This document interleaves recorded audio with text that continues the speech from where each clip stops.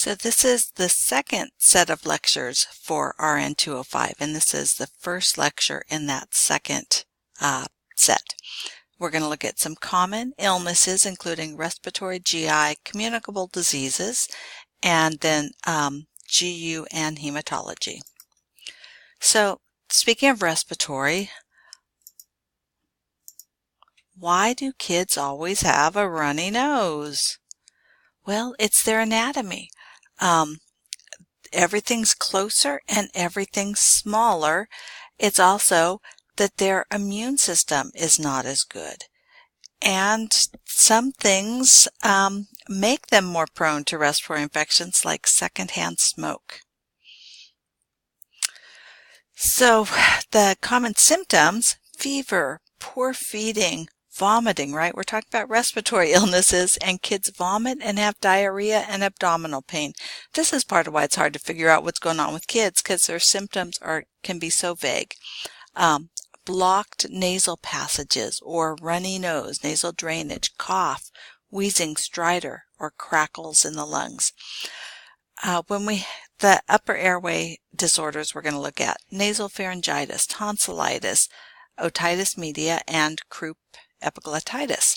So let's look at those. The common cold, that's our nasopharyngitis, right? Nose and kind of above the throat, upper throat. They get that runny nose. So we're going to treat it. We're going to suction it on a baby, use that bulb suction so that they can eat. Decongestants, be cautious with that.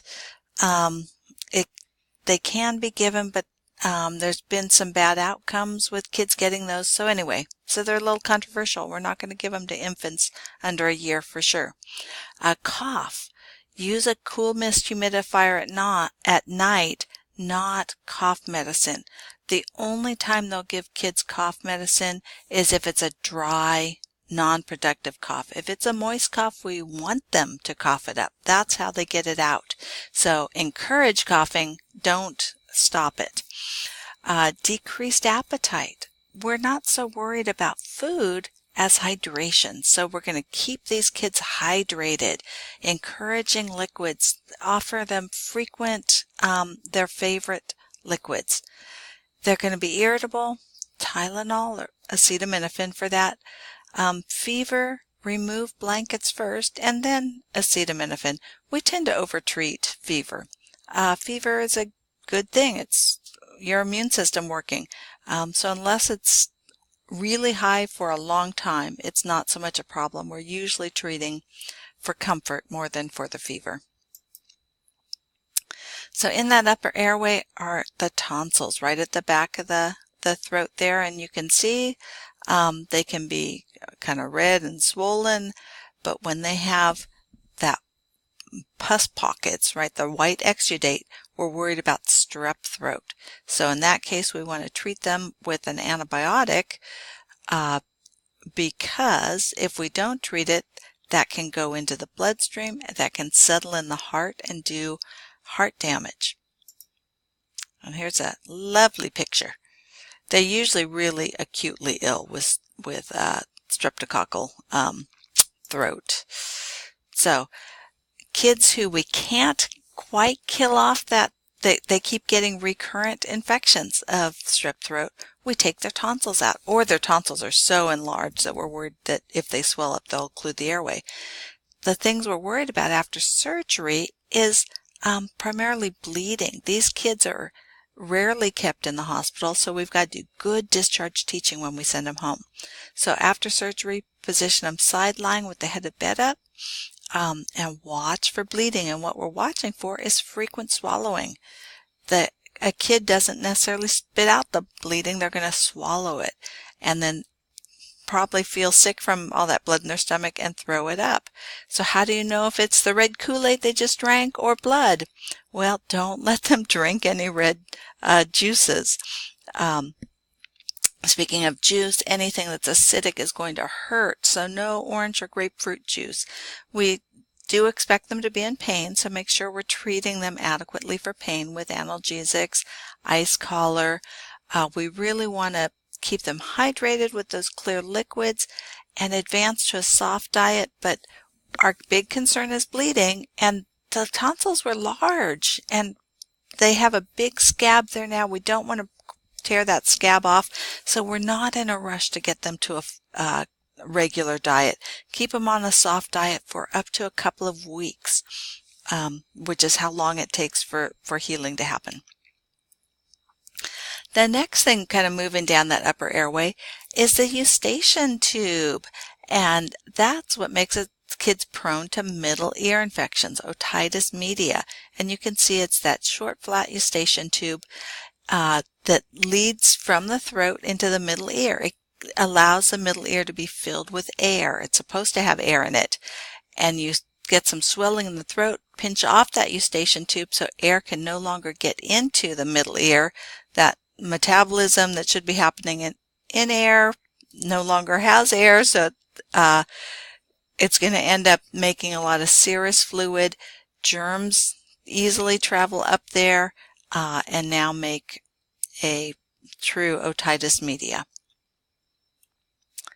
And here's kind of another picture of the middle ear. Right there's our bones, the tympanic membrane, and the bones in the middle ear. And here it is filled with a purulent fluid. Your eardrum, when we look from the outside, it should be pearly white with that light reflex. And there's one that's red and painful.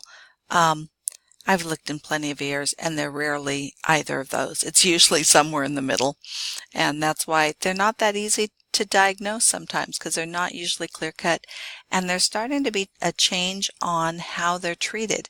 Under 6 months, they'll put a child on an antibiotic, but over 6 months, they often will say, let's wait 3 days, because most of these fluid in the middle ear, most of them are viral and don't develop into anything. Of course, old fluid is a great place for germs to multiply. So some of them will turn into a bacterial infection, which does require antibiotics, but they're trying to wait and not be so aggressive in antibiotics. So that takes us to this slide, to treat or not to treat. Less than 6 months, or they look really ill, otherwise wait. And we usually treat them with something in the penicillin family, amoxicillin with a beta-lactamase inhibitor. So if we have germs that are resistant, that prevents that resistance, or azithromycin. You can do eardrops. We have them for comfort, just for pain, and there are a few, but very few, that can cross through and actually treat the middle ear infection by putting the drops on the outside. Typically, the drops on the outside are treating swimmer's ear, which is otitis externa. It's an infection in the outer ear canal. So our concern with ear infections is hearing. It can cause hearing difficulties, and hearing is how kids learn to speak, so then it can cause speech delays. So we often put in ear tubes, right? Myringotomy and tympanoplasty. So they're going to make a little slit in the eardrum and put in that ventilation tube, because we said the middle ear should be full of air. So this lets the air in, since the Eustachian tube is plugged and not letting air in. And usually what happens is, once we can get air in there, get things healed, we break a cycle of chronic ear infections. Sometimes that doesn't work, and they'll often end up taking out the tonsils and adenoids, because they think that may be partly what's plugging up the Eustachian tubes. So here's what our ear tubes look like. They make that little slit in the tympanic membrane and put that little grommet in there. They're designed kind of weighted and shaped so that when they fall outward. They really only last a few months, but usually that's long enough to break that cycle of recurrent ear infections. Moving down to the throat, croup. Lots of kids get croup, which is a barky, seal-like cough. It happens especially at night. Our big concern is epiglottitis. Is the epiglottis swollen? Epiglottitis is usually bacterial, where croup is usually viral. So how can we tell the difference? Well, croup can be severe, but usually it's mild. Epiglottitis, this is life-threatening. As I said, croup's usually a virus. Epiglottitis is a bacteria. The most common one is Haemophilus influenza, which is the Hib immunization.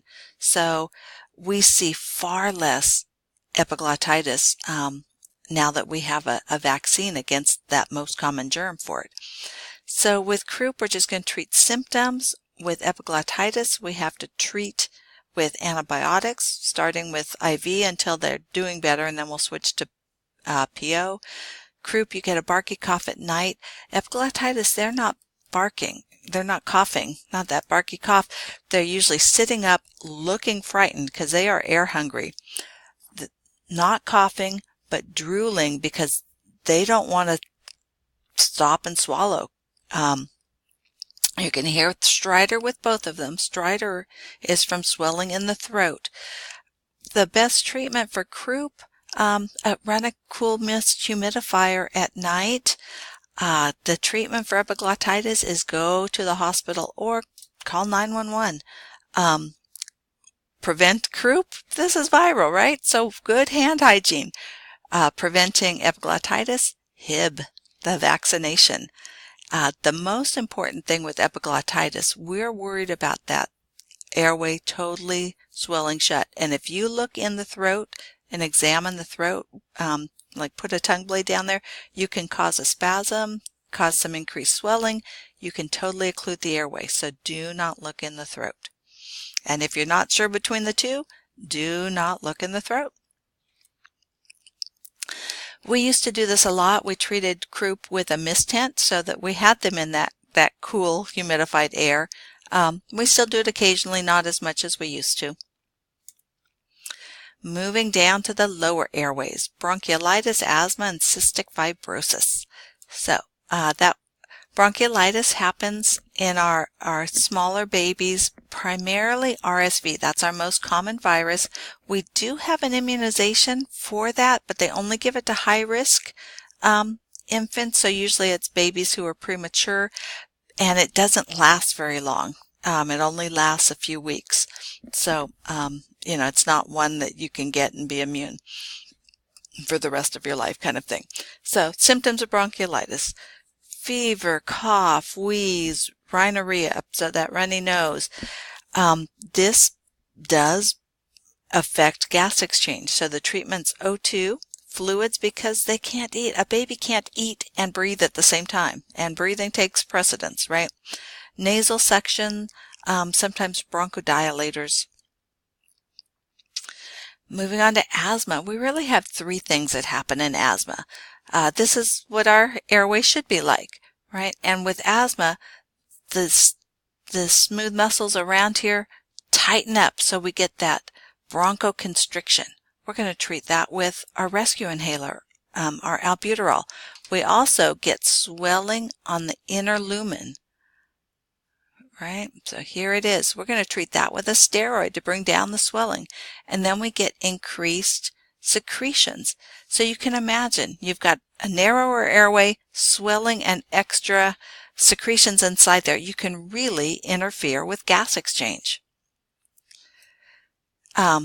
So how about reactive airway disease? What is that? Well, it's coughing, wheezing, and shortness of breath. Which doesn't that sound like the same thing as asthma? And in fact, yes, it is. But asthma is considered a chronic disease, and we don't want to, the first time a child has it, we don't want to label them as having asthma, which is considered chronic. So we'll call it reactive airway disease to see if it happens again. And if it does, then we'll say that they have asthma. But that's what we try and start with. Okay. So during an asthma exacerbation, we're going to use those rescue inhalers, open that bronchospasm, anti-inflammatories, which is our corticosteroids to bring down that swelling, and then keep them well hydrated so that they can cough up that mucus themselves.